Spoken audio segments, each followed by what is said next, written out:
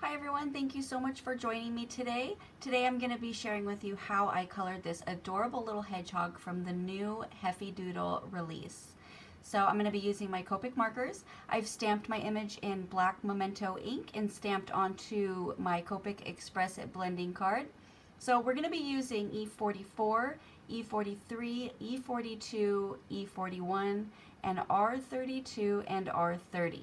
So let's get started.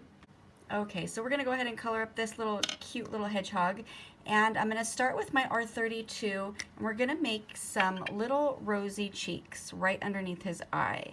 So I'm just going to make a little dot, and now I'm going to take my R30 and we're just going to make that circle a little bit bigger. That way we're pushing out some of that darker color and it's softening up around the edges so it will blend nicely into the hedgehog's face. So I'm going to go ahead and take my E42 and we're going to add a little bit of a shadow right around the outside of his body. So we want his hair to seem like it's really poofy, so it's going to be casting a shadow all along the side of his body that his hair is touching. So I'm just going to kind of trace right around the image, and we're going to have a little shadow right underneath his ear. And then we're also going to make a shadow on the bottom part of his arm, the bottom part of the hand over here, and also all underneath the heart, and then on the bottoms of the feet. And then we're going to take the E41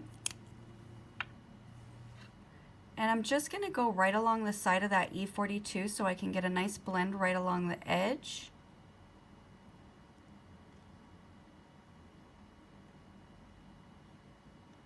And after I have a nice transition between the two colors, we're just going to go ahead and swipe over one time, filling in the rest of the hedgehog's face and his body.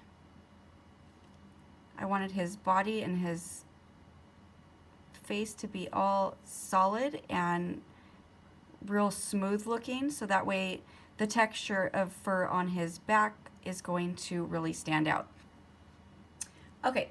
So now we're going to go ahead and take the E44. We're going to color in his little nose there. And you're going to go in the same direction as the fur is going. So we just want to kind of go through it and flick going up.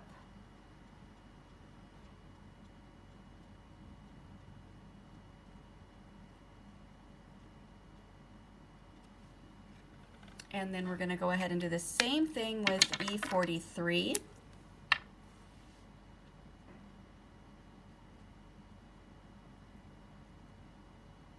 We want to cover as much as we can, but we want to make sure we have little white gaps in between. So that way we really get a nice highlight once we fill it in with the other color.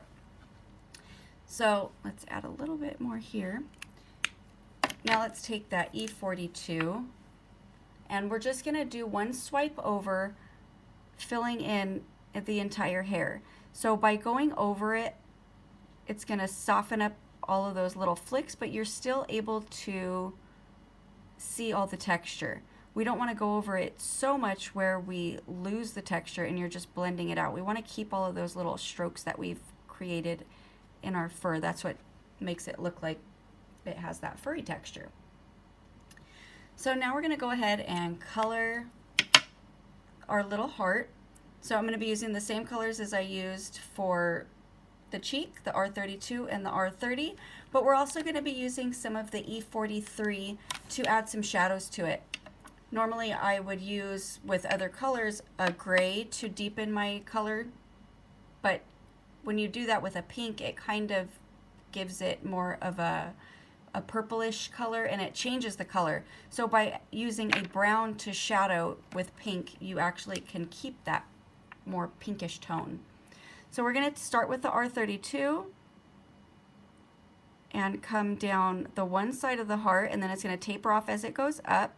We're going to come around the hand and then around this side just a little bit, and then we'll add a little shadow right underneath the hand that's holding the heart on that side. And then we're going to take the R30 we want to get a nice blend right along the edge of that R32, so you want to go back and forth a couple of times, really dragging out that color and pulling it through. And once you have a nice transition between the two colors, then you'll go ahead and swipe over and fill it all in. So now we're going to take that E43 and go back and add the shadows. And there's no reason why I've picked E43. It's just because that's the color that I'm using. If I was doing a person and I was coloring with like E13, E11, E00, then I would have chose the E13. So any brown color that you're using in on your image will work. So I'm just going to shadow it just a tiny bit right along the edge there, and now we're going to go back and repeat our paint colors. So going back over the brown with the R32, because we don't want it to be a brown, we want it to be a darker version of this R32. And then we're going to take the R30 and again go one swipe over, filling in the heart. And you have a nice contrast between the two, or between the, well, three colors now, you know, that we added the E43, but you have a nice dark to light contrast. All right, so here is my cute little hedgehog from the new Quill You Be Mine stamp set from Heffy Doodle. I hope you enjoyed this quick little Copic tutorial. Thank you so much for watching and have a great day.